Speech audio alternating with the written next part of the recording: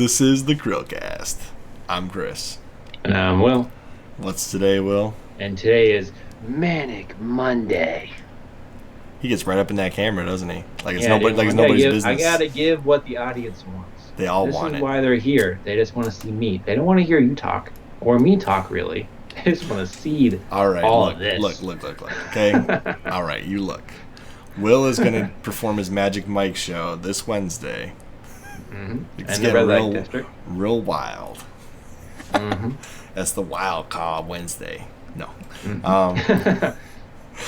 Anyways, so today is Manic Mondays, and on Manic Mondays we cover what, Will? Gaming news. Or news in general that we enjoy, right? Maybe we'll just split off of gaming and become like the quarter and cover everything. No. Mm-hmm. So here's the deal, okay, guys? The Xbox One, the Xbox Series X, no exclusives ever. End of story. Yeah. All right. So that's BS. All right. So they already said it for the year, and the thing is, like I was saying before we started recording, this is not new information. So already knew about Halo being on both the Xbox One and the new system. Everybody's got to calm down. Yeah. No. And then also, the thing is, they have alluded to this for a while now that they're going to have this where both systems could play the new games this year, because they want to have the Xbox be like a family of systems. Mm-hmm. They just released the Xbox One and Xbox One X. Xbox One S and the X. And they don't want people to feel burned by buying that recently and then like have it no longer be a functional system at the end of this year. Plus with xCloud, boom, mm-hmm. you already have systems that work. Yep. And they're using Xbox One X's for the xCloud right now anyway. Mm-hmm. So, so they're going to have downgraded versions of the games, and the enticement is going to be the games will run better and they'll have like higher graphical fidelity and all that jazz on the Series X. Well, you saw the other major announcement, right? What is that? We'll get to that at the end then. If you didn't see it, I'll just tell you. Well, I probably did, but you can't just. There's lots of things that have happened this week. So here's the deal, all right, guys. I don't think it was ever news that games like The Last of Us from PS3 to PS4 was not going to be an exclusive to the PS3, or to the PS4, because it came out in the late cycle of the console. I mean, there's history here, dude. The Need for Speed Most Wanted that came out on the 360 was already on the original Xbox. Mm-hmm. There are tons of games that span multiple generations. When you're on the cusp of a new console, games that are released right at the end, a lot of times will be shared between the consoles. Like the Wii U with Breath of the Wild, or the fact that the Switch has just literally just cannibalized all of the Wii U games. Yes. Why is it any different that the Xbox Series X would receive games that are also coming out on the Xbox One series of consoles? It makes sense from a business standpoint. It keeps the customer base happy. A happy customer base is more likely to spend more money. Just look at Will, who upgraded from the original Xbox One to the Xbox One X for no reason. Hey, no, it was more powerful and it was better. So the original Xbox One was essentially a VCR. So I almost just picked one of those up for $50 today. You should have done it. I tried. Somebody got there first. Oh, darn it. $50. Anyway, yeah. So like you're saying, this is a common practice. This has happened every generation. I think it's just that what is throwing people off is that Microsoft actually has come out and said all the first-party games that will be like the launch titles will also be on the Xbox One. So, a lot of people are covering this as what's the incentive to upgrade? And it's the same incentive that you have every year. Or every time there's a new generation. It's newer, it's bigger, it's better. Yeah, exactly. I mean, think about the launch lineups for so many systems are terrible, and people still buy it. I mean, what did the Switch have besides Breath of the Wild? Exactly. I was thinking about this. It's like, what did this generation that we just had, the Xbox One and PS4, what did they have? They didn't have a Halo. They didn't have Halo. I mean, they had Titanfall, but it was only multiplayer. I don't remember what the PS4 had at launch. I don't know either. I didn't have a PS4 at launch. I was still buying PS3 and Xbox 360 games. Yeah, same. I also didn't have the Xbox at launch, so we'll see how the strategy works for Microsoft. I think what they're moving into again into having more sales from software and from like their Game Pass and services and like that. So I don't think they're quite as concerned about this new Series X actually selling all that well. You know what I bought when the Xbox One and PS4 came out? What? Nothing. I literally bought nothing. Oh, I bought a Wii. That was when I finally bought a Wii. I have actually just recently reacquired a Wii. It's a completely redundant system. But yeah, it is. Yes. I bought my Wii in 2012 or 2013, whatever year these all came out. I was like, ooh, the Wii's like $20. So I bought one. It came with 3 controllers, a game, some memory cards, all the cords. It was like literally the best bundle for $20 you could get. Because I wanted to play Fire Emblem Path of Radiance. That's why I did it. Yeah, that makes sense. Usually a Fire Emblem or Persona is what entices me to buy something.